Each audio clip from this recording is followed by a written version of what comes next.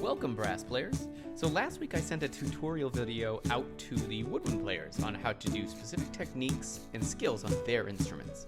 This week is for you. So often as new brass players, we find that we can get first couple notes started, but we struggle with expanding our range upwards. Going down, not so much. We often find that if we go down, we have an easier time. And that's because of the strength of the embouchure here, getting the air through the aperture. We want to make sure that everything is tip-top condition. So for example, often what happens is we start to play higher, we start to push the instrument to our face, naturally tightening the skin and getting a higher sound. However, that is not the way you want to do it, because all you're doing there is forcing the embouchure into uncomfortable positions and pushing against your teeth. I will admit that's something I did as a beginner, and I've always tried to move away from. Bad habits are hard to break. So the idea is what we want to do is talk about two exercises, one with a mouthpiece and one with your instrument. The first one is almost like an ambulance exercise. So if you've ever heard an ambulance go woo, like the siren on it. So what we're going to do is we're going to take our mouthpieces, whether you're a trombone player or a trumpet player, or euphonium Ava, and we're going to buzz. So you're good at buzzing because you can get the notes on your instrument. Sounds like this.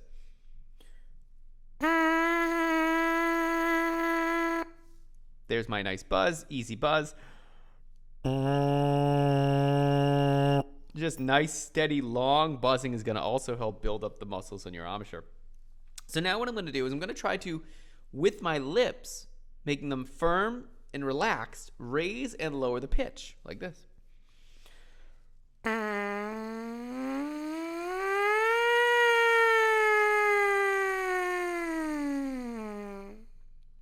And if you notice, it almost started to sound like that siren. I'm going to do it on a trombone mouthpiece.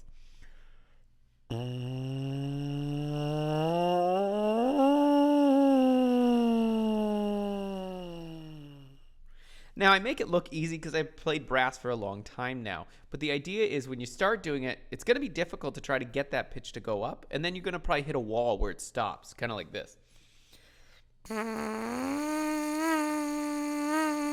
And you can't get it to go up. This is where you want to experiment with your lips. Firm corners, fast air to get the pitch to go up as you do this. So the other key here is big air. Air is going to help. Air helps move all these pitches.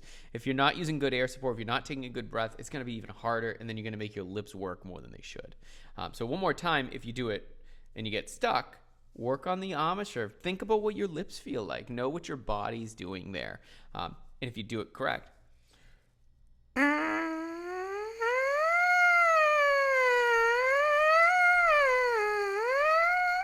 And you can play around with it.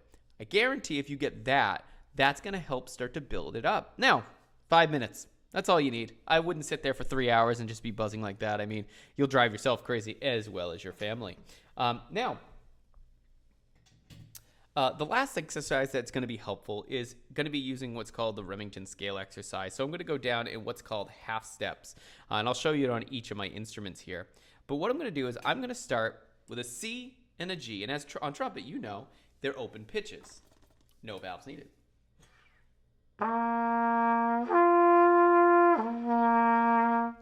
And I always say tonguing is key because I believe tonguing is important. But in this case, these are lip slurs. So I want you to slur it up with air, drop it back down. Now I'm going to do middle valve.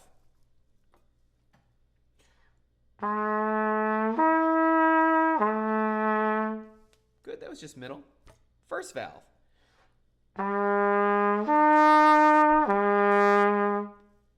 1 and 2.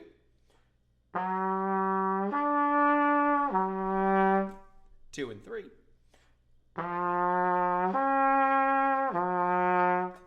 1 and 3.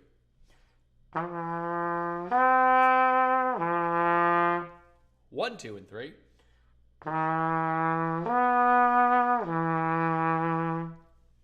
There you go. So with the lip slur exercise, it's all about getting the lips to do more than you've done in the last year or two as beginners.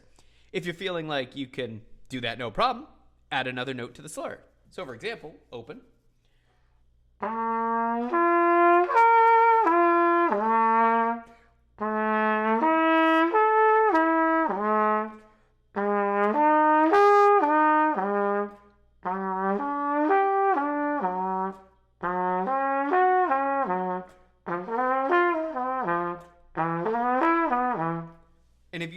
feel like, oh yeah, Rob, I could do that, really challenge yourself and try to go one more note. Open.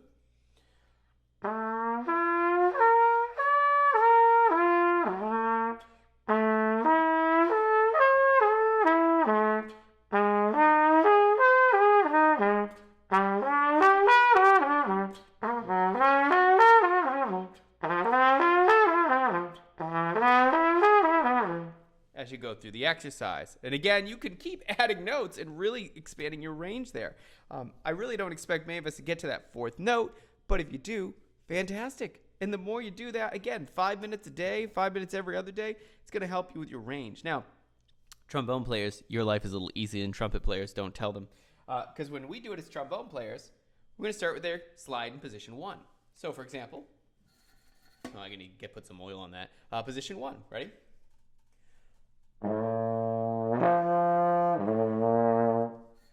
Position 2. 3. 4. 5. 6. 7. Last one. So for you, you're getting really into that basement just like the trumpet does, but it truly sounds like you're in the basement of your instrument with the trombone. Same concept. If you can do that cleanly, add a note to the top. So you'll add 1, 2, 3, starting in close or first position.